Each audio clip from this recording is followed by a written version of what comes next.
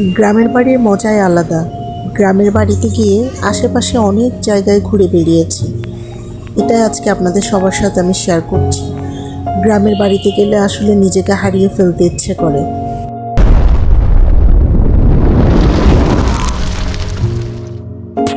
Hello সবাইকে, প্রাচী পৃথুনারায়ণের নতুন আরেকটি ভিডিওতে সবাইকে স্বাগত। আশা করছি সবাই ভালো আছেন, আমরাও ভালো আছি। এটা হচ্ছে আমাদের গ্রামের বাড়ির প্রবেশপথ, আমাদের যে মেন রাস্তাটা। আমি সকালে আমার হাজবেন্ডের সাথে ঘুরতে বেরিয়েছিলাম। এটা হচ্ছে সামনে যেটা দেখতে পাচ্ছেন, এটা হচ্ছে আমাদের বাগান বাড়ি। এখানে একটা ছোট্ট ঘর করা আছে। ওই ঘরে মাঝে মধ্যে আমরা সবাই মিলে বসি, একটু আড্ডা দিই। এটা হচ্ছে আমাদের জমিদার বাড়ি, 450 বছরের পুরনো জমিদার বাড়ি। তো আমার হাজবেন্ডকে আমি বললাম যে আমাকে একটু নিয়ে চলো, আশেপাশে একটু পুকুর পাড়ে চারিদিকে একটু ঘুরবো। যদিও প্রচুর পরিমাণ ঘাস লতা পাতা ছিল, একটু ভয়ই লাগছিল, তারপরেও ও আমাকে নিয়ে গেছে, আমাকে সব কিছু দেখাচ্ছিল। আপনাদেরকে এখন খুব সুন্দর একটা মজার জিনিস দেখাবো। এই যে বাড়িটা দেখতে পাচ্ছেন, এটা কিন্তু আমাদের ওয়াশরুম ছিল জমিদার বাড়ি।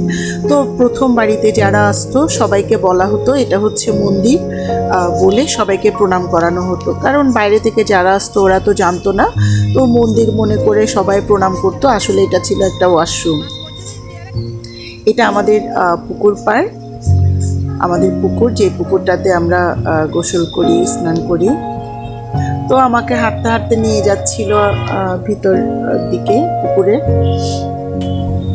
তো আমরা যাচ্ছিলাম, আশেপাশে অনেকগুলো গাছপালা আছে, চারিদিকে সবুজ আর সবুজ। ভীষণ ভালো লাগছিল আসলে হাঁটতে। একটু ভয় ভয়ও লাগছিল, যেহেতু আশেপাশে সব গাছপালা আছে। এর মধ্যে আমাদের এই পুকুরটা, এই পুকুরে হচ্ছে আমরা স্নান করি সবাই মিলে।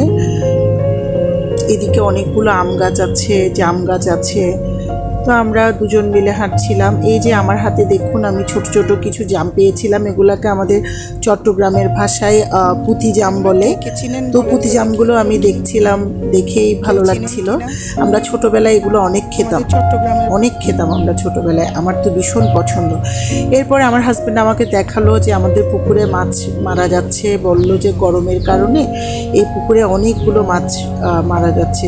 এই পুকুরে মাছ চাষ করা আছে, নাইলোটিকা, তারপর রুই মাছ, কাতল মাছ, এগুলো।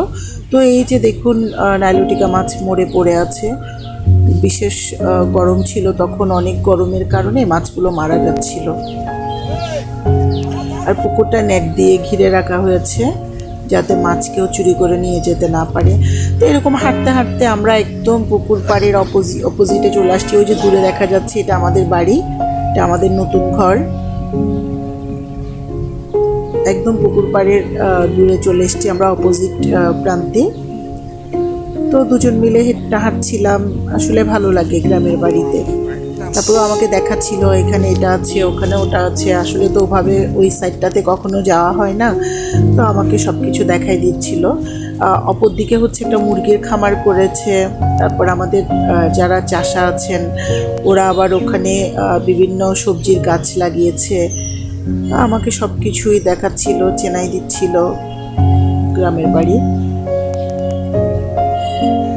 আর হঠাৎ করে গ্রামের বাড়ির বউদেরকে আসলে বাইরে দেখলে সবাই তাকিয়ে থাকে। এরপরে আমি আমাদের ঘরের সামনে চলে আসলাম। এই যে আমাদের ঘর, এটা নতুন করা হয়েছে, এখন আমরা উঠি নাই, অল্প কিছুদিনের মধ্যে উঠে যাব। সবাই দোয়া করবেন, আশীর্বাদ করবেন।